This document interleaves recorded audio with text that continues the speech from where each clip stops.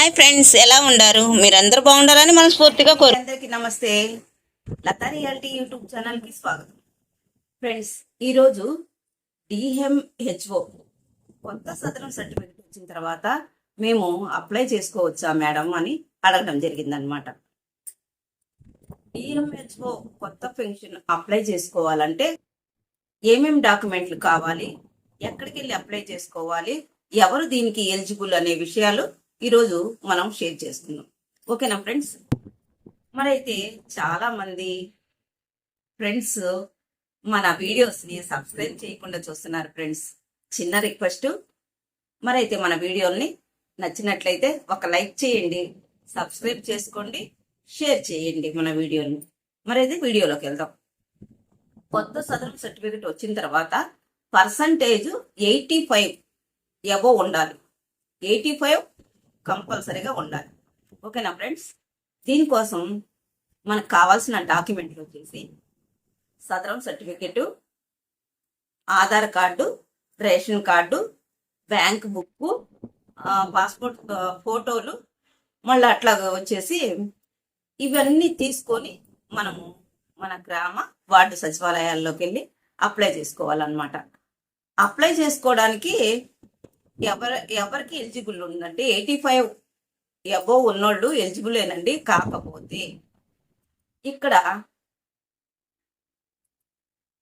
యాక్సిడెంటల్గా కాళ్ళు చేతులు అవయవాలు పోగొట్టుకొని మంచానికే పరిమితం అవుతారు కదండి, వాళ్ళు ఎలిజిబుల్.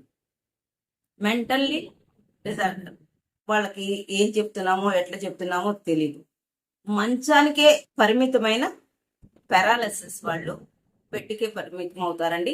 ఈ 3 కేటగిరీ వాళ్ళకి మాత్రం 15,000 రూపాయల పెన్షన్ కంపల్సరిగా ఇస్తారండి. ఇది దీనికి కావాల్సిన డాక్యుమెంట్లు చెప్పాను.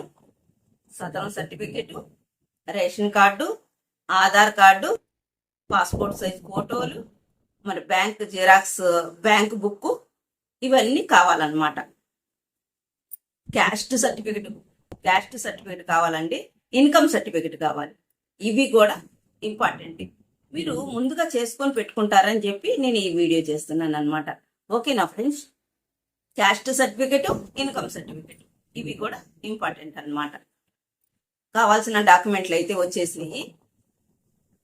3 కేటగిరీ వాళ్ళకి మాత్రం 15,000 రూపాయల పెన్షను కంపల్సరీగా. కొత్త సదరం సర్టిఫికెట్, మన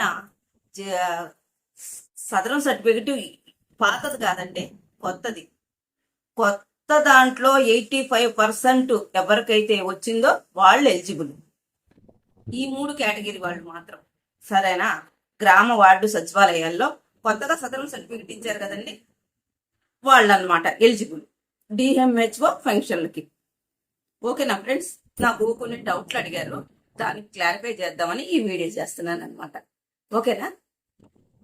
ఇంకా అప్లై చేసుకోవడానికి మీరు గ్రామ వార్డు సచివాలయాలకు వెళ్ళి ఒకసారి ఎంక్వైరీ చేయండి. కావాల్సిన డాక్యుమెంట్లు అయితే అవేనండి. కొత్త సదరం సర్టిఫికేట్ కంపల్సరీగా కావాలి. దాంట్లో 85% కంపల్సరీగా ఉండాలి. దానికి అబోవ్ అయినా పర్వాలేదు. బెంచ్ మార్క్ అయితే 85. ఓకేనా? పర్సంటేజ్ ఉండాలి. ఇది డిఎంహెచ్ఓ వాళ్ళకి. డిఎంహెచ్ఓకి ఎక్కడికి వెళ్ళి తీసుకోవాలంటే మీ ఊర్లో ఉన్నట్టు పెద్ద హాస్పిటల్ ఉంటుంది కదండి, గవర్నమెంట్ హాస్పిటల్, అక్కడికి వెళ్ళి ఫస్ట్ అప్లై చేసుకొని మళ్ళీ సచివాలయం దగ్గరికి వచ్చి ఇచ్చేసుకోవాలన్నమాట. ఇది ఫ్రెండ్స్, నేను చెప్పింది మీకు అర్థమవుతుంది అనుకుంటున్నాను. డిఎంహెచ్ఓ కొత్త సదరం సర్టిఫికేట్తో కావాల్సిన డాక్యుమెంట్లతో అప్లై చేసుకునే విధానం. మరి మీరు అడిగిన దానికి నాకు తెలిసిన సమాధానం చెప్పినాను. మరొక వీడియోతో నేను మీ ముందుంటాను. Thanks for watching.